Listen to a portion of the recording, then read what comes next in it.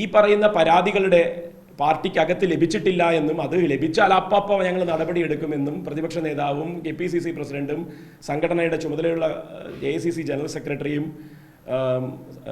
കേരളത്തിൻ്റെ ചുമതലയുള്ള AICC general സെക്രട്ടറിയും ഒക്കെ പറയുമ്പോൾ പണ്ട് KPCC പ്രസിഡന്റായിരുന്ന ശ്രീ K. സുധാകരന് കിട്ടിയ പരാതികളൊക്കെ ഇപ്പോഴും KPCC ഓഫീസിലുണ്ടോ അതോ കത്തിച്ചു കളഞ്ഞോ എന്ന് അഡ്വക്കേറ്റ് സണ്ണി ജോസഫ് ഒന്ന് വ്യക്തമാക്കണം. ഈ മാന്യദേഹത്തെ പറ്റി പലപ്പോഴായി 3 വർഷക്കാലത്തിനിടയിൽ KPCC പ്രസിഡന്റായിരുന്ന ശ്രീ K. സുധാകരൻ ലഭിച്ച പരാതികൾ സാധാരണഗതിയിൽ ഒരു പരാതിയാണെങ്കിലും ഒരു ഓഫീസിന്റെ ഫംഗ്ഷനിങ് ആണെങ്കിലും ഹാൻഡിങ് ഓവർ എന്ന് പറഞ്ഞ മിനിറ്റ്സ് ബുക്ക് കൈമാറാന്ന് പറഞ്ഞ കോൺഗ്രസിലെ ചടങ്ങ് എന്താണെന്ന് വെച്ചാൽ അന്ന് കടയിൽ പോയിട്ട് വരിയിടാത്ത ഒരു 100 പേജിന്റെ നോട്ട് വാങ്ങിയിട്ട് മിനിറ്റ്സ് ബുക്ക് എഴുതി കൈമാറലാണ്. യഥാർത്ഥത്തിൽ മിനിറ്റ്സ് ബുക്ക് കൈമാറാന്ന് പറഞ്ഞു കഴിഞ്ഞാൽ ഒരു പാർട്ടിയുടെ ഒരു സംഘടനയുടെ പ്രവർത്തനങ്ങൾ കഴിഞ്ഞ കാലങ്ങളിൽ എന്തായിരുന്നു അത് രേഖപ്പെടുത്തിയ ആ മിനിറ്റ്സ് ബുക്ക് വരുന്ന ഒരാൾക്ക് സഹായകമാകുന്ന വിധം മുന്നോട്ട് കൊണ്ടുപോകുന്നതിന് വേണ്ടിയുള്ള സാഹചര്യങ്ങളാണ്. പക്ഷേ അതിന് താല്പര്യമില്ല, പകരം പുതിയൊരു പുസ്തകം വാങ്ങി അങ്ങ് കൊടുക്കലാണ്. അപ്പോൾ ഈ മിനിറ്റ്സ് ബുക്കൊക്കെ അവിടെ ഉണ്ടോ? മിനിറ്റ്സ് ബുക്ക് മാത്രമല്ല, ആ പഴയ ഫയലുകൾ അവിടെ ഉണ്ടോ? ശ്രീ K. സുധാകരന് കിട്ടിയ പരാതികൾ ഇപ്പോഴും KPCC ഓഫീസിലുണ്ടോ എന്ന് ബഹുമാനപ്പെട്ട ഇപ്പോഴത്തെ KPCC പ്രസിഡന്റ് ഒന്ന് അന്വേഷിച്ച് നോക്കുന്നതും വളരെ നല്ലതായിരിക്കും എന്നുള്ളതാണ് എനിക്ക് സൂചിപ്പിക്കാനുള്ളത്. അപ്പോൾ ഇതിൻ്റെയൊക്കെ അടിസ്ഥാനത്തിൽ ഇന്ത്യയിലെ നിയമവ്യവസ്ഥയിൽ എന്തൊക്കെയാണ് ഇനി നമുക്ക് മുന്നോട്ട് പോകാനുള്ള വഴികൾ എന്നുള്ളതാണ് ഒരു പക്ഷേ ഇരയാക്കപ്പെട്ട പെൺകുട്ടികളും ആലോചിച്ചുകൊണ്ടിരിക്കുന്നുണ്ടാവുക, അവരോടൊപ്പം നിൽക്കേണ്ടുന്ന പൊതുസമൂഹവും ആലോചിച്ചുകൊണ്ടിരിക്കുക. പാർട്ടിക്കകത്ത് തന്നെ ഉണ്ടായ ചില കാര്യങ്ങളെപ്പറ്റി കൂടി കോൺഗ്രസ്സുകാരുടെ ധാരണയിലേക്കും പൊതുസമൂഹത്തിൻ്റെ ധാരണയിലേക്കുമായിട്ടൊക്കെ സൂചനകളായിട്ട് തരികയാണ്. കോൺഗ്രസിൻ്റെ ഒരു അധ്യാപക സംഘടനയുണ്ട് KPSTA. ആ KPSTAയിലെ വനിതാ അധ്യാപകർ ഈ മാന്യദേഹത്തിനെതിരെ പരാതി കൊടുത്തിട്ടുണ്ടോ? ട്രാൻസ്ജെൻഡർ കോൺഗ്രസ് എന്ന് പറയുന്നൊരു സംഘടനയുണ്ട്. വളരെ കൃത്യമായി പാർശ്വവൽക്കപ്പെടുന്ന തേർഡ് ജെൻഡർ എന്നുള്ള രീതിയിലേക്കൊക്കെ മാറ്റി നിർത്തപ്പെടുന്ന ആളുകളെ മുഖ്യധാരയിലേക്ക് കൊണ്ടുവരാൻ ഉത്തരവാദിത്തപ്പെട്ട ഒരു രാഷ്ട്രീയ പ്രസ്ഥാനം എന്നുള്ള രീതിയിൽ കോൺഗ്രസ് ഏറ്റെടുത്തിരിക്കുന്ന ഒരു വിഭാഗമാണ് ട്രാൻസ്ജെൻഡർ കോൺഗ്രസ്.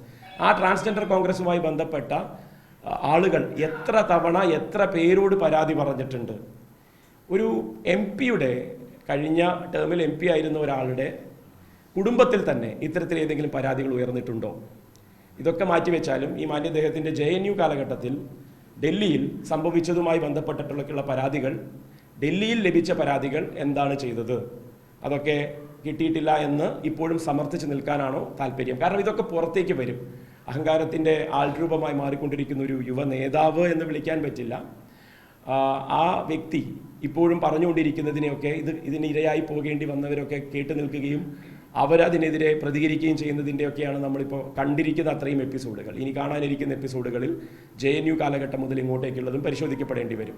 അതിനപ്പുറം കേരളത്തിലെ യൂത്ത് കോൺഗ്രസ്, മഹിളാ കോൺഗ്രസ്, KSU പ്രവർത്തകർ, KSU വനിതാ പ്രവർത്തകർ, യൂത്ത് കോൺഗ്രസ് വനിതാ പ്രവർത്തകർ, അവരൊക്കെ പരാതിപ്പെട്ടിട്ട് ആ പരാതികൾക്കൊക്കെ എന്ത് സംഭവിച്ചു? ഇനി പരാതിപ്പെടാൻ സ്വന്തം പ്രസ്ഥാനത്തെ ഇനിയും പൊതുമധ്യത്തിൽ അത് വലിച്ചഴിച്ച് ചർച്ചയാക്കി വെറുതെ വഷളാക്കണ്ട എന്നുള്ള ധാരണയിലാണ് നിങ്ങൾ ഓരോരുത്തരും ഇരിക്കുന്നത് എങ്കിൽ നിങ്ങളുടെ ആ മൗനമാണ് ഈ പറയുന്ന ആളുകൾക്ക് കോൺഗ്രസ് എന്നുള്ള ലേബലിൽ ഞാൻ നേരത്തെ പറഞ്ഞ പോലെ എല്ലാവരെയും എല്ലായ്പ്പോഴും പൊട്ടന്മാരാക്കി തുടരാൻ കഴിയുമെന്നും അധികാരത്തിൻ്റെ ചവിട്ടുപടികളായിട്ട് അണികളെ ഉപയോഗപ്പെടുത്താൻ ഏറ്റവും എളുപ്പത്തിൽ സാധിക്കുന്ന പ്രസ്ഥാനമാണ് എന്നും ഉള്ള ധൈര്യം നൽകുന്നത്. നിങ്ങൾ പ്രതികരിക്കുമ്പോൾ ആ പ്രതികരണത്തിൻ്റെ ആദ്യ പ്രതികരണത്തിൽ തന്നെ ചില നടപടികൾ എടുക്കാൻ ആ പാർട്ടിയിൽ ആരെങ്കിലും ഉത്തരവാദിത്തപ്പെട്ട ഒരാളെങ്കിലും എന്തായാലും ഉണ്ടാകുമല്ലോ. അത്രമാത്രം തകർന്നു പോയിട്ടൊന്നുമില്ല അതിൻ്റെ ഉൾപാർട്ടി ജനാധിപത്യം എന്ന് വിശ്വസിക്കാനാണ് എനിക്കിപ്പോഴും ഇഷ്ടം.